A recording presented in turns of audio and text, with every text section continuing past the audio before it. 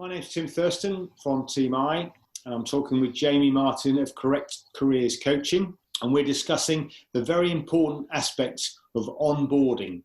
So once you've recruited an individual to join your organisation, it's absolutely vital that when they start, the process is 100% clear to them so they immediately know where they fit into the organisation and what their role is.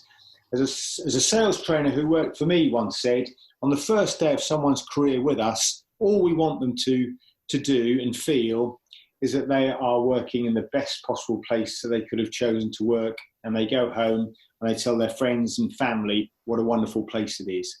What do you think to that, Jamie? Yeah, I quite agree on that point. I'm actually going to start with the issue.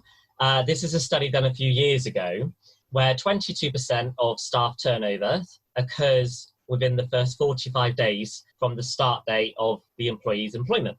And that was from the Winehurst group. And in your point, what you said about you want to go home from the first day, sharing the positives with your family and your friends, I think it's all about the engagement and the experiences you have during your time in the new employment. If that doesn't happen and you are not feeling looked after, invested within, happy, good culture, all of those factors, and even the training and development you receive, then there will be turnover. And the onboarding process is probably the most integral part of anyone's career, as well as the business as an integral area to look at. They've spent all that time investing within the recruitment process, finding the right individual who are probably earmarked for the future.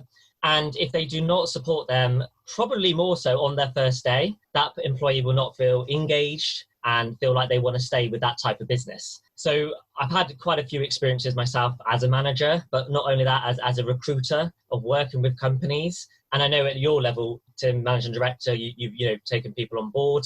What would you say should their first day look like? Yeah, very good point. And it's not just the fact that I've recruited as you have. I've joined companies, so I've actually gone through that first day process as well. So the first day, I think, is about the smaller things.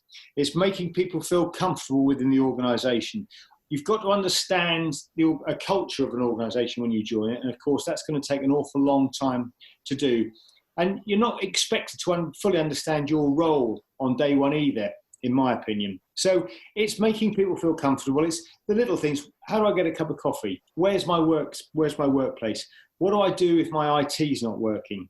What do I do at breaks? And those sort of things. So having a buddy that will look after that kind of domestic aspect, I think, is absolutely crucial. And I think that's probably the bit that I think sometimes we didn't do particularly well in the organisations that I ran. We were very good at outlining what people's roles were, where they fitted in, what was expected of them. I think we did that well, but I'm not sure we looked after the domestic side of it well enough. And I think that's an area, certainly in the very first days and week, perhaps first 1 or 2 weeks, is actually arguably more important than actually what their role is going to be. Yeah, you've got to look at it from, I suppose, a good habit from Stephen Covey's a very famous book.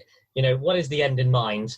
And I say that now because employees, then some of them aren't looking at jobs for life anymore. And as they experience their first day, their first couple of weeks within a role, if they are not feeling comfortable, feeling, emotionally happy and feel this is a place that they can stay for, a longer time, that they would want to stay for, then these sorts of experiences they have right at the start are going to make a big impact. If I think about when I was a manager at Reed Recruitment, when I worked there for 6 years, I had a really good onboarding process.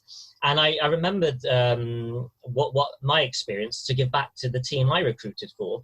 So I would even make sure you go even beyond the first day and look at, okay, so, and you were right there, Tim, in saying, where do I get a cup of coffee from? Do I have the right equipment on my first day? And it is like going to school in a certain amount of facts. Not everybody knows something unless it's completely spelled out. So I would ring up the new person the day before, this is what you need, this is what you're going to be expecting, you might need to bring this document with you. You really have to help people through this onboarding process. If you don't know it, then how, we're not mind readers. How are you going to be expected to know it? So I think during the actual recruitment process, the touch points before they have their first day are absolutely vital. So when they do come in on their first day, they don't have any stress, any anxiety, any worries. Is there going to be an embarrassing moment? Because these are the sorts of triggers that would, affect someone and potentially how long they stay within a business for. So I would say one of the most important aspects on the first day, and I hope businesses do it or should do it, they should introduce the individual to everyone, first of all, in the office, and then as many people as possible in the actual business. The worst part, I think, for any new starter is they don't know who to speak to when they have an issue, or if they're liaising with different departments, and not knowing someone's name. So for me, though, like as you said, at the first day or the first couple of weeks, those are some integral areas to really focus on for any business. The other thing to be mindful of is thinking about an individual's engagement. The key driver of an individual's engagement is belief in the leader, and that might be the leader of the business, it might be the chief executive, and it could be their line manager. But belief in them, that the purpose of the organisation is well documented, aligned to their values, and they buy into that. So making people aware of what the organisation is about, the history of the organisation, what it's trying to achieve, what its purpose is absolutely fundamental in people's, their choice why they chose to be there in the first place. And then, of course, it needs to be backed up now they are actually with you. So I think there's a very, very important that is fully explained to people and it's sold to them in essence, really, so that people absolutely buy into what the organisation is trying to achieve. And then the other thing to remember on top of that is that the second driver of engagement is learning and growing. So almost from day one, I think it's important to outline what the career path for someone within the organisation is. That's what's important to them. So I think, in one end, it's the real basics of where do I get a cup of coffee, right through to what have I joined here? What is this organisation about?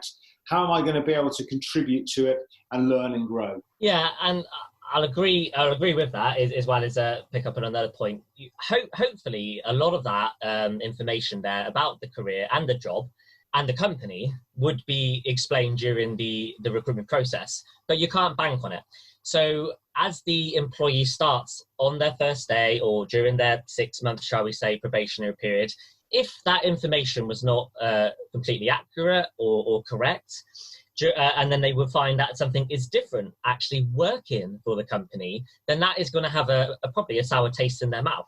So you're right, it's got to align to, is this what was discussed during the interview process? Is this what the company branding, the company website, the employees' culture and the messaging of the business actually portraying?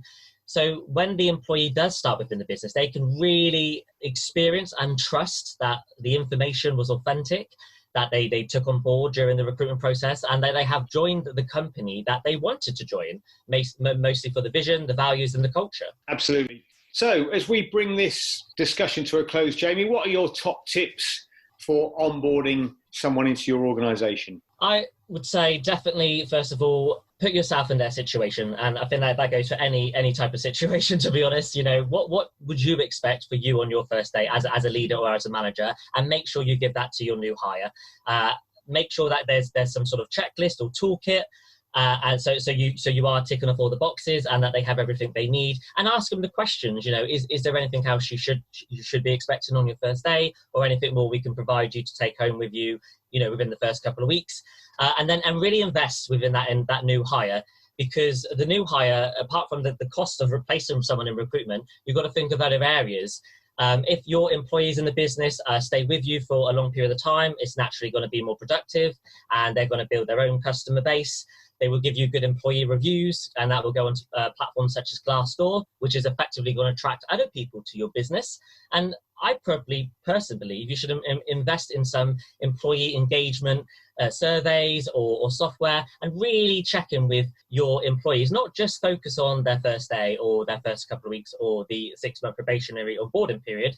Keep retaining them for the future, because effectively the longer you retain your staff right from day one, the more that they're going to invest within the business, and it's going to make the overall recruitment process, the culture, and the productivity of the company even better. Absolutely, yeah, totally agree, Jamie. The point being, when someone joins your organisation, it's the beginning of the recruitment process in a way, not the end of the recruitment process.